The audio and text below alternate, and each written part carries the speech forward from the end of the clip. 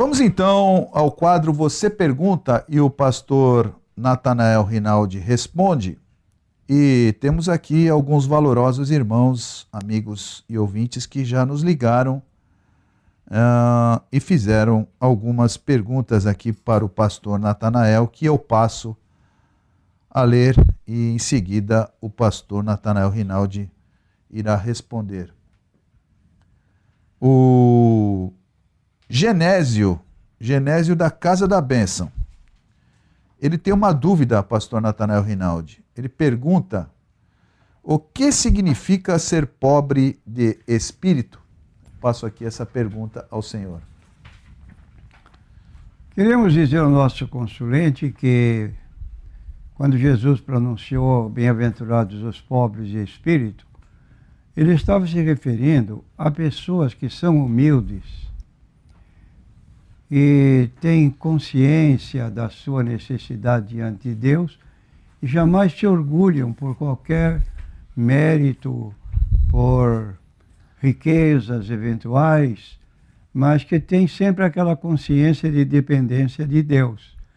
E nós temos um exemplo na Bíblia Sagrada, no capítulo 19 de Lucas, quando dois homens foram orar e eles orando, um fariseu e um publicano, cada qual deles fez a sua oração de reconhecimento dos seus valores, quer dizer, pesaram-se a si próprios. E o fariseu, então, na sua forma de se comunicar, ele dava graças a Deus porque não era como os demais homens. Ele fez menção de que era um bom judeu, seguindo as ordens da lei, e assim contava que jejuava, que orava e fazia as suas contribuições, e em seguida foi o publicano fazer a sua oração. Foi uma oração pequena, ele só teve coragem de dizer, sem levantar os olhos para o céu: ó Deus, sê propício a mim, pecador. Sê misericordioso a mim, pecador. E Jesus disse que este segundo saiu para sua casa justificado e não o primeiro. Por quê? Porque todo aquele que se exalta será humilhado, e aquele que se humilha será exaltado. Então precisamos manter essa condição. Pobre de espírito é o cônscio da sua necessidade espiritual. Eu sei que não estou à altura da vivência cristã, mas eu estou me esforçando para chegar lá. E a bênção que ele recebe de Deus é para agradecer, mas nunca dar margem à sua própria glorificação. Glória a Deus. Uma mensagem aqui do Paulo, prezados ouvintes, pastor Natanael. Paulo, Assembleia de Deus. Ele diz aqui, o irmão Ricardo anotou, que esse programa tem sido uma bênção na minha vida, diz ele, e agradece ao pastor. É verdade, irmão Paulo, a fé vem pelo ouvir a palavra de Deus, não é, pastor Natanael Rinaldi? E o programa nada mais é do que a palavra de Deus, porque é totalmente baseado na Bíblia. Nós queremos ser úteis aos nossos ouvintes e fazer o trabalho de Deus, de modo que toda a glória, toda a honra seja para Ele. Nós somos apenas instrumentos que Ele usa para o seu louvor. Muito bem. Vamos aqui então mais uma pergunta do Tiago, também da Assembleia de Deus. Assembleia de Deus aí presente no nosso programa. São pessoas também muito estudiosas da palavra de Deus. E o Tiago pergunta aqui: se estudarmos Atos, livro de Atos, capítulo 19, versículos de 2 a 7, poderíamos chegar à conclusão que os 12 discípulos, aqui no Atos 19 já teria 12 novamente, né? Tiveram 2 batismos nas águas. O versículo 5 seria uma resposta? Pergunta o Tiago da Assembleia de Deus, que eu passo aqui essa pergunta ao pastor Natanael Rinaldi. está errada essa colocação do nosso consulente. Vou ler aqui o texto bíblico para ficar bem claro. 19 do livro de Atos. Sucedeu que enquanto Apolo estava em Corinto, Paulo, tendo passado por todas as regiões superiores, chegou a Éfeso e achando ali alguns discípulos. Veja bem, não se trata dos 12 discípulos de Jesus, também conhecido como apóstolos. Então, nesta cidade que Paulo visitava, ele encontrou lá em Éfeso alguns que eram discípulos de Jesus. Disse-lhes então: recebeste vós o Espírito Santo quando crestes? E eles responderam: nós nem ainda sabemos que haja Espírito Santo. Aí eles perguntaram, Paulo perguntou: em que batismo sois batizados? E ele disse então: sois batizados. Eles disseram: no batismo de João.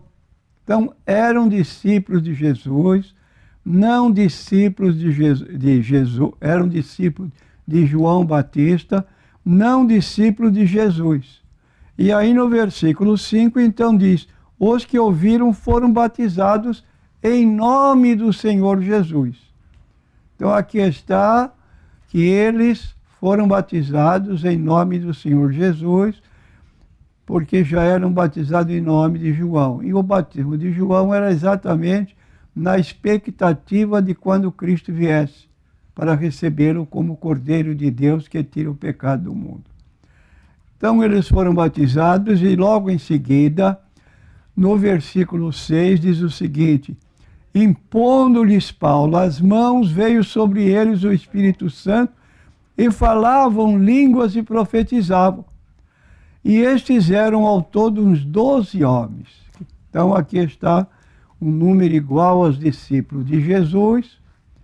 E agora então eles foram complementados. Primeiro, batizados nas águas. Segundo, foram batizados com o Espírito Santo.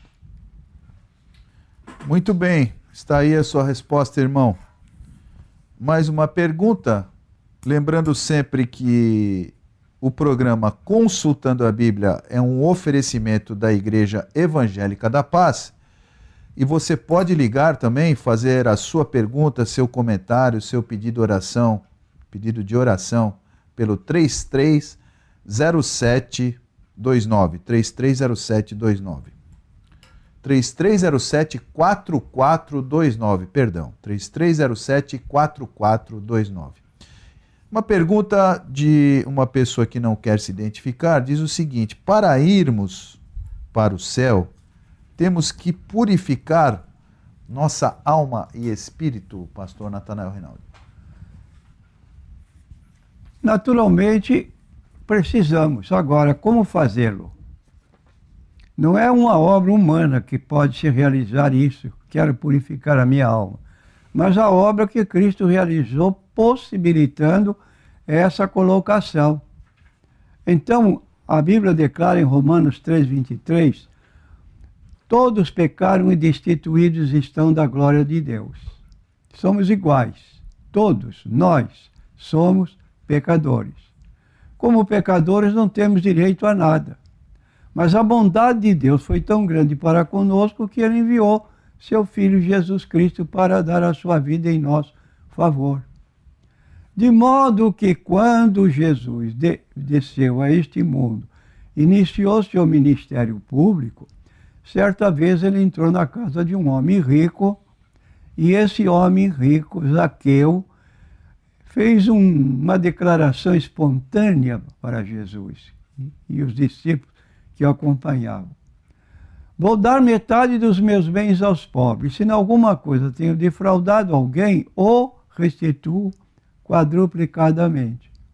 Diante daquele arrependimento espontâneo daquele homem, que era um grande pecador, Jesus, então, disse àquele homem: porque o Filho do Homem veio buscar e salvar o que se havia perdido. Repetindo, o Filho do Homem, que é Jesus humanizado, veio buscar e salvar o que se havia perdido.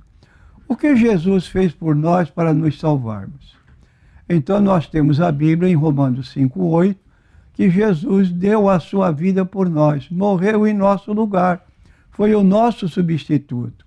Ele próprio disse: ninguém tira a minha vida, eu a dou. Eu tenho o poder de dá-la e retomá-la. Segundo lugar, diz a Bíblia, em 1 Pedro 3:25, que Jesus, na sua morte na cruz, levou nossos pecados. Carregou com nossos pecados, seja de que tamanho for o pecado cometido, mas Cristo carregou nossos pecados. Em seguida, diz a Bíblia, que ele foi morto e ressuscitou ao terceiro dia. Então morreu por nossos pecados, ressuscitou para nossa justificação. É exatamente o que os consulentes aqui estão falando numa linguagem um pouco diferente: purificar nossa alma. Como purificar? Não somos nós que purificamos, mas é o sangue de Cristo que nos purifica de todo pecado. E agora, para concluir a nossa salvação, o que está escrito na Bíblia? O apóstolo Paulo, no capítulo 10 de sua carta aos Romanos, ele faz a seguinte declaração: escute bem, os dois consulentes, se com a tua boca confessares ao Senhor Jesus e em teu coração creres que Deus o ressuscitou dentre os mortos, serás salvo, visto que com o coração se crê para a justiça e com a boca se faz a confissão para a salvação. Então cremos com o coração que Cristo morreu por nossos pecados, que foi sepultado, que ressuscitou ao terceiro dia, ascendeu aos céus, está sentado à direita do Pai, intercedendo por nós. E quando nós aqui na terra reconhecemos a nossa condição de pecadores e vamos a Cristo, nós encontramos a salvação. Então, a salvação está na pessoa de Cristo, não em esforços pessoais, se bem que devemos nos esforçar para viver condizentes com a ordem bíblica. Se alguém está em Cristo, é uma nova criação, as coisas velhas passaram, tudo se fez novo. Glória a Deus pela sua palavra. 3307-4429 é o telefone do Consultando a Bíblia. O irmão Paulo, da Assembleia de Deus, que há pouco saudou o programa, também pergunta ao Senhor se tem algum problema orarmos ouvindo o louvor ao mesmo tempo, ou seja, orando e ouvindo o louvor. Paulo quer saber se tem algum problema, pastor Natanael. Nós queremos dizer que se torna difícil orar e ao mesmo tempo cantar. Porque a pessoa, quando ora, ela está se comunicando com Deus e ela não deve ser atrapalhada com vozes altas, com orações altas também, que ela não pode ficar envolvida com o próprio pedido que está fazendo. Então nós queremos dizer que a oração é como Jesus fazia. Havia ocasiões na vida dele que ele saía para lugares ermos, sozinho, deixando os apóstolos de lado, em lugar mais distante, ele orava ao Pai. E a oração é isso. Você estar sintonizado com Deus, vamos usar esta palavra, dentro da casa de Deus. Agora, se estão cantando, está atrapalhando a forma de oração. Então deve haver cada coisa no seu lugar. É momento de orar, todos orar juntos. É momento de cantar, todos cantar juntos.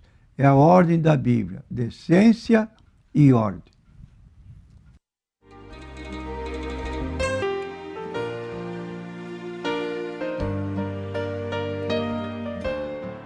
Muito bem, então, prezados ouvintes, continuemos aqui com o quadro Você Pergunta e o pastor Natanael Rinaldi responde, porque tem que também deixar o pastor aqui, digamos assim, respirar um pouco, né? Porque são muitas perguntas aqui, graças a Deus, que estão chegando, e à medida que está chegando, o pastor está respondendo, então, volta e meia, ele precisa de alguns segundos aí para pesquisar os capítulos e os versículos da Bíblia. A pergunta nesse momento é do Valdir, da Igreja Peniel. E o Valdir pergunta: o que significa uma seita? E depois, então na verdade são duas perguntas. O que significa uma seita é a primeira pergunta. E o que acaba com o casamento? Adultério ou a morte? Isso acontece só com o crente ou com o ímpio? Valdir, da Peniel. Eu queria dizer para você, Valdir, irmão Valdir, que é exatamente ao contrário. O irmão está dizendo aqui, o que acaba com o casamento? Adultério ou a morte? Isso acontece somente com o ímpio? Não acontece só com o ímpio, não. Infelizmente, temos que reconhecer que também acontece também com os evangélicos, de modo geral, sem indicar igrejas, mas, de modo geral, é essa a colocação. Mas antes, você pediu aqui o que significa uma seita. E nós queremos dizer que uma seita é uma pequena organização religiosa que se cerca em torno de uma interpretação errônea da Bíblia Sagrada. Então, melhor dizendo, é um grupo de pessoas reunidas em torno de uma interpretação errônea da Bíblia, feita por uma ou mais pessoas. Um grupo de pessoas que começa a estudar a Bíblia sozinho e pende para uma heresia, que é o ensino falso, fraudulento, e ela diverge de todas as demais, pensando que a única que está certa é quando ela está pregando um ensino errôneo. Então, a Bíblia mostra mais dizendo, qualquer religião tida por heterodoxa. Heterodoxa significa uma doutrina diferente da doutrina ortodoxa. Ortodoxa é a doutrina correta, pura. E o outro nome é inverso. Heterodoxa é aquela doutrina diferente que não tem apoio na Bíblia. Então nós queremos dizer que quando Jesus veio a este mundo, nos seus trabalhos de pregação, ele tinha dois grupos que estavam sempre acompanhando, mas não com o propósito de aprender, mas fazer perguntas capciosas para poder pôr Jesus em ridículo. E é isso que as seitas fazem, batem a nossa porta com livros estranhos, apresentam a Bíblia Sagrada, mas não creem na Bíblia Sagrada, fizeram uma Bíblia especial para si. Outros até têm duas fontes de autoridade religiosa, tem profetisas que têm valor mais o seu escrito do que a Bíblia Sagrada, só que eles escondem, às vezes, essa situação, mas têm consciência disso. Então nós precisamos ter cuidado nesse particular. Mas voltando a Jesus, os fariseus eram pessoas que eram tidas muito religiosas. Quando eles jejuavam, eles não lavavam o rosto para dar a impressão que tinham jejuado. E ficavam nas esquinas. Quando oravam também ficavam naquela posição genuflexa de abaixa a cabeça, levanta a cabeça como é próprio do judeu, para ver os que estavam orando. E assim uma sucessão de atos exteriores que dava a impressão de serem profundamente religiosos. Mas Jesus divergiu francamente deles. E assim Jesus, no capítulo 23 de Mateus, ele exprimiu várias vezes, ai de vós, escribas e fariseus hipócritas. Por quê? porque ensinavam uma coisa e praticavam outras. Então aí está o caráter de uma seita. Seita dos fariseus. Seita também dos saduceus. Os saduceus é como uma pessoa que é religiosa, mas é meio ateia. Não criam em inferno, não criam em céu, viviam assim opostos aos fariseus. Então Jesus combateu ambas as seitas porque estavam com seus ensinos errados. Quantas vezes nós encontramos isso na Bíblia Sagrada? Então aí está esse sentido de seita. Só que nenhuma delas se coloca como seita. Precisamos fazer um confronto da Bíblia com os ensinos de determinados grupos para poder anotar que os ensinos são diferentes da Bíblia Sagrada. Agora, o que acaba com o casamento? O casamento, diz a Bíblia, Hebreus 13, 4. O casamento seja por todos honrado. Os que se entregam à prostituição e ao adultério, Deus os julgará. Então nós vemos a facilidade da nossa mocidade, de ambos os sexos, evitar o casamento, porque não querem compromisso de casamento. Não querem viver com família, com filhos, etc. E aí tem suas ligações externas sem compromisso e vivem então nesse afã. E outros casados, como nós temos no noticiário dos jornais, eles não querem ficar só com a sua esposa, eles querem uma outra mulher por fora, uma amante. E tudo isso, então, dá margem ao desfazimento do casamento. Agora, um casamento aprovado por Deus é o que, como diz aqui a Bíblia Sagrada, em 1 Coríntios, capítulo 7, o apóstolo Paulo respondendo uma carta de crentes que perguntaram a respeito do casamento. Então diz Paulo, estou lendo em 1 Coríntios 7, versículo 1 em diante. Ora, quantas coisas que me escrevestes, bom seria que o homem não tocasse em mulher, mas por causa da prostituição. Então alguns querem viver na prostituição, não se casam, mas mantêm sexo assim abertamente com mulheres do mesmo tipo.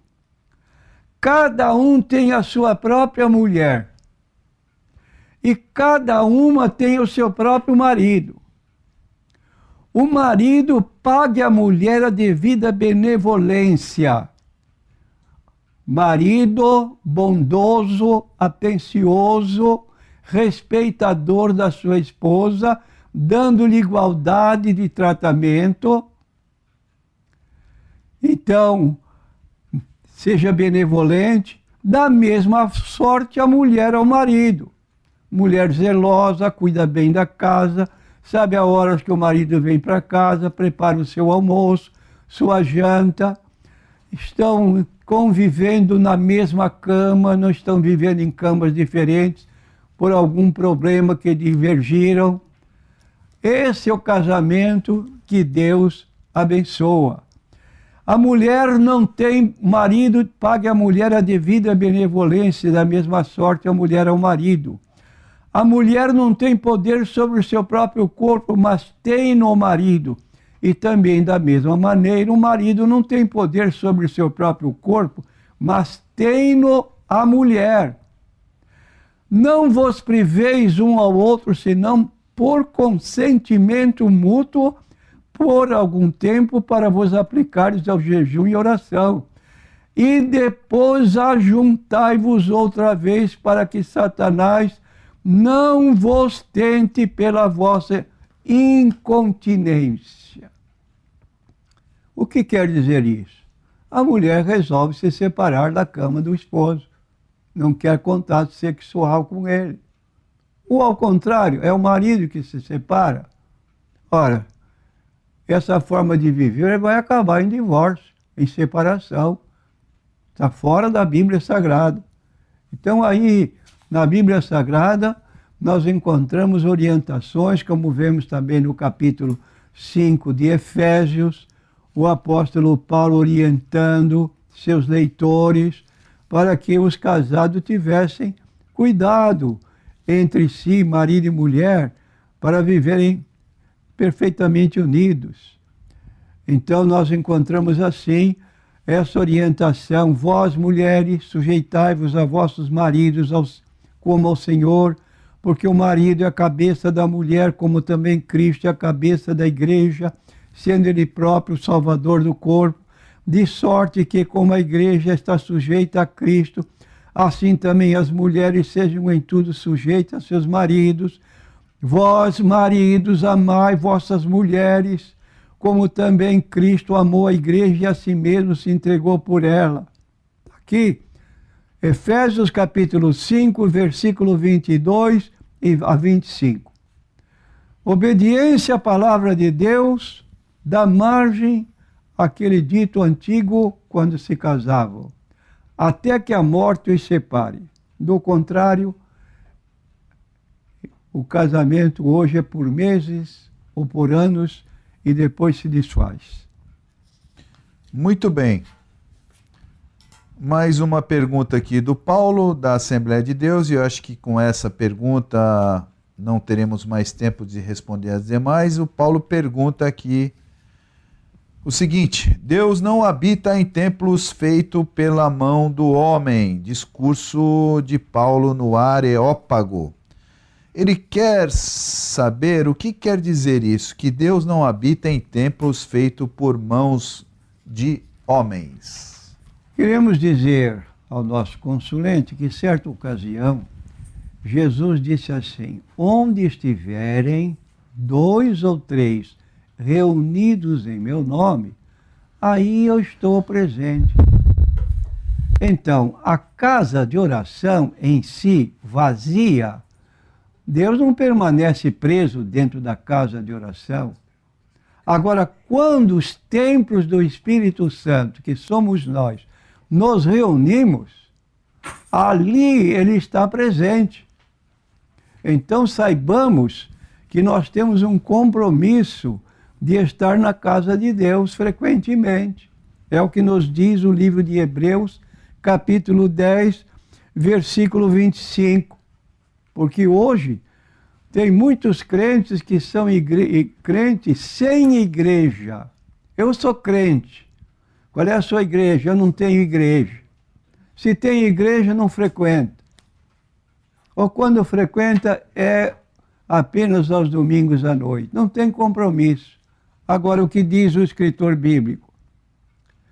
Não deixando a nossa congregação, como é costume de alguns, antes admoestando-nos uns aos outros, e tanto mais quanto vedes que se vai aproximando aquele dia. Então, à medida que sentimos a iminência da volta de Cristo, temos o dever de estar presente na casa de Deus, na igreja da qual somos membros, frequentá-la. Cuidado com crentes turistas. O que é um crente turista? Ele não tem igreja. Ele vai para uma, vai para outra, não sabe o que crê. É um crente assim, francamente, sem compromisso. Isso está errado. Por isso o escritor aqui está dizendo: não deixando a nossa congregação. Você tem compromisso com a igreja do qual você é membro. E essa é a expressão, então, não habita em templos por mão de homem. 2 ou 3 reunidos ele habita. Agora, saiu todo o povo, o templo fica vazio. Deus não vai ficar preso dentro de 4 paredes. Agora, chegou o povo, aquele povo tem a presença do Espírito Santo, como Jesus diz, e ele próprio está presente.